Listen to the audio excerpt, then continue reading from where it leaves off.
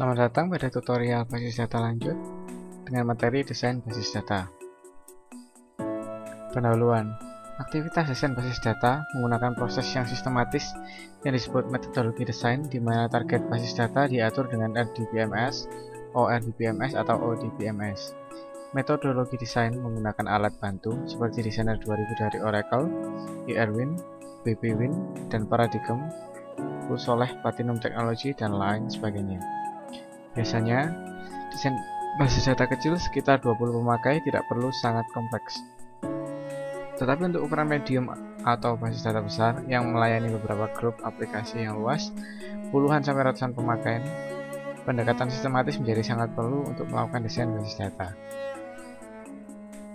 Basis data yang besar dengan data beberapa puluh sampai gigabyte dan skema dengan lebih dari 30 sampai 40 tipe entity yang berbeda dapat memenuhi array yang besar dari basis data pemerintahan, industri, dan industri finansial dan komersial.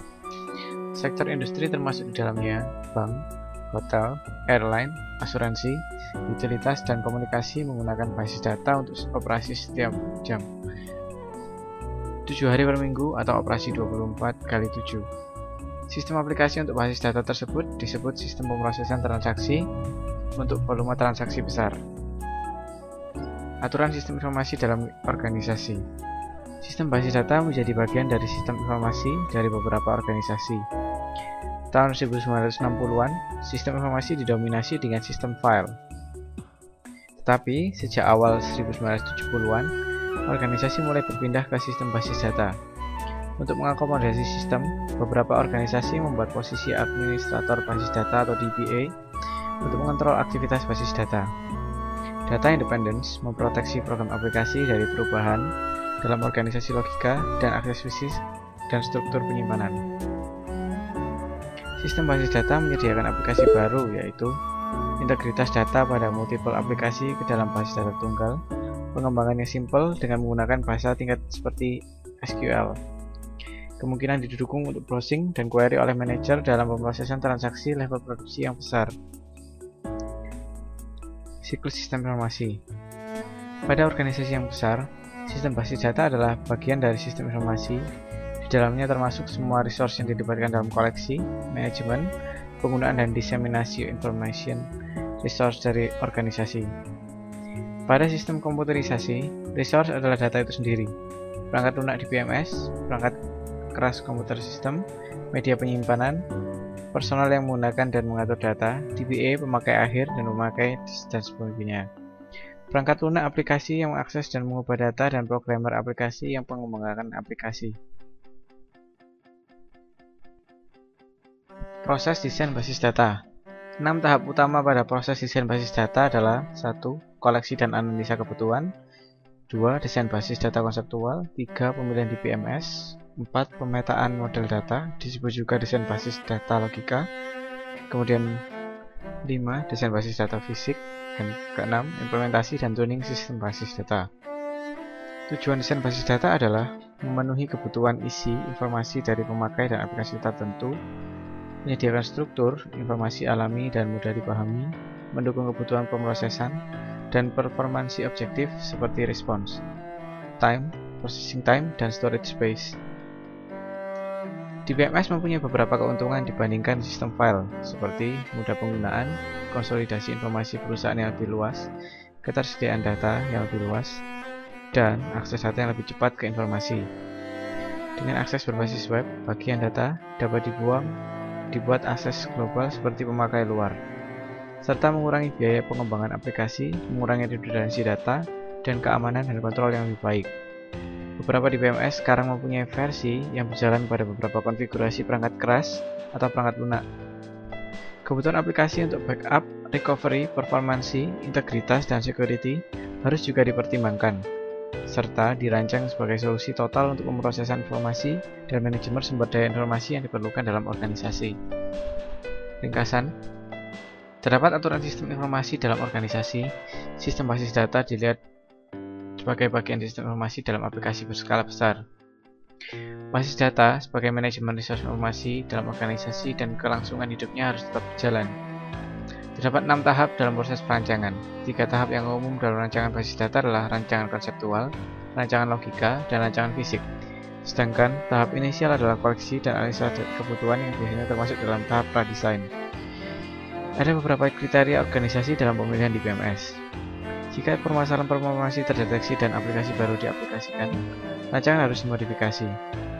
Pada basis data relasional, faktor yang berakibat pada keputusan rancangan basis data fisik dan menyediakan tuntunan pemilihan alternatif rancangan desain.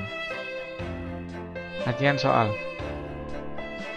6 tahap utama pada desain basis data adalah koleksi dan analisasi kebutuhan, desain basis data konseptual, pemilihan di BMS, pemetaan model data, desain basis data fisik, dan implementasi dan tuning sistem basis data. Tahap pemilihan di BMS. Karena pada tahap pemilihan di BMS berdasarkan beberapa faktor ekonomi dan kebijakan organisasi, faktor teknis berhubungan dengan ketetapan di BMS yang dipilih.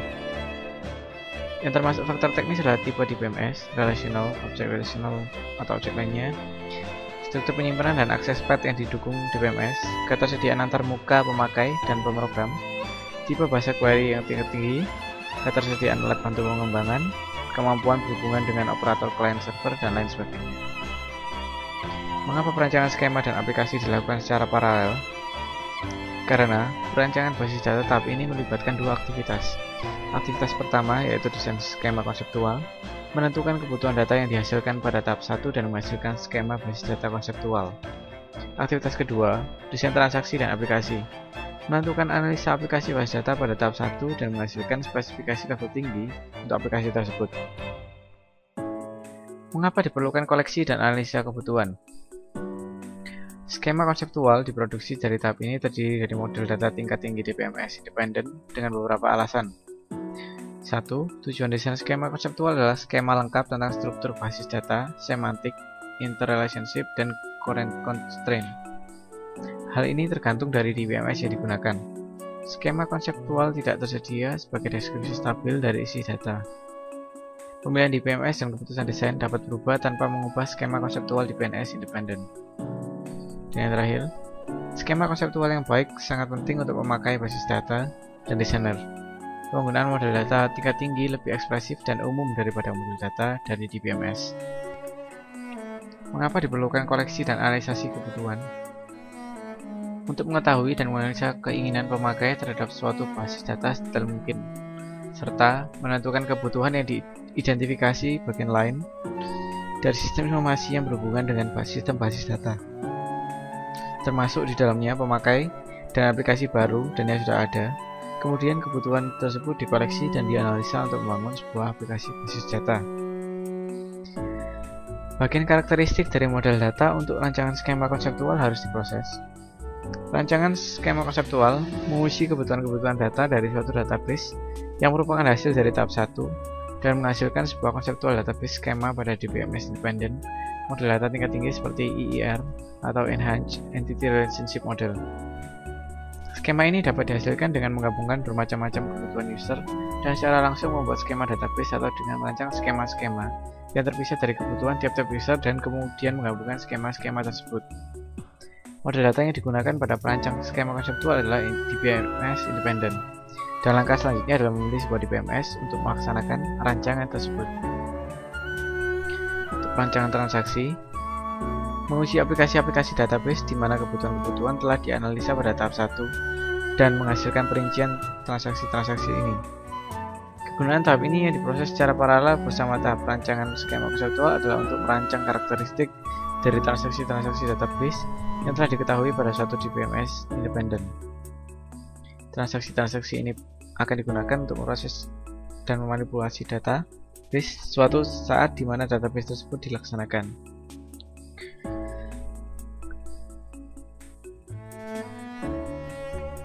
Apa perbedaan dua pendekatan utama dalam rancangan skema konseptual? Ada dua pendekatan perancangan skema konseptual, yaitu terpusat, yaitu kebutuhan-kebutuhan dari aplikasi atau kelompok-kelompok pemakai yang berbeda digabungkan menjadi satu set kebutuhan pemakai, kemudian dirancang menjadi satu skema konseptual. Kedua adalah integrasi view-view yang ada. Untuk masing-masing aplikasi atau kelompok-kelompok pemakai yang berbeda dirancang sebuah skema eksternal atau view. Kemudian view-view tersebut disatukan ke dalam sebuah skema konseptual. Strategi apa yang digunakan untuk merancang skema konseptual dari kebutuhan? 1 top down, 2 bottom up, 3 inside out, 3 mixed. Disebut faktor untuk memperlancar pemilihan paket di BMS untuk sistem informasi dalam organisasi. 1. Struktur data. Jika data yang disimpan dalam database mengikuti struktur hierarki, maka suatu jenis hierarki dari sistem manajemen database harus dipikirkan. 2. Personal yang terbiasa dengan sistem yang terdahulu. Jika staf programmer dalam suatu organisasi sudah terbiasa dengan suatu sistem manajemen database, maka hal ini dapat mengurangi biaya latihan dan waktu belajar. Ketiga, ketersediaan dari service vendor. Keberadaan fasilitas pelayanan penjual sangat dibutuhkan untuk membantu memecahkan masalah sistem. Apa yang dimaksud pemetaan data model sistem independen? Apa perbedaannya dengan sistem dependent? Pemetaannya dapat diproses dalam 2 tingkat. Pemetaan sistem independen, pemetaan ke dalam model data di BMS dengan tidak mempertimbangkan karakteristik atau hal-hal yang khusus yang berlaku pada implementasi di BMS dari model data tersebut. Penyesuaian skema ke di BMS yang spesifik. Mengatur skema yang dihasilkan pada langkah 1 untuk disesuaikan pada implementasi yang khusus di masa yang akan datang dari suatu model data yang digunakan pada di BMS yang dipilih. Sekian tutorial kali ini. Terima kasih.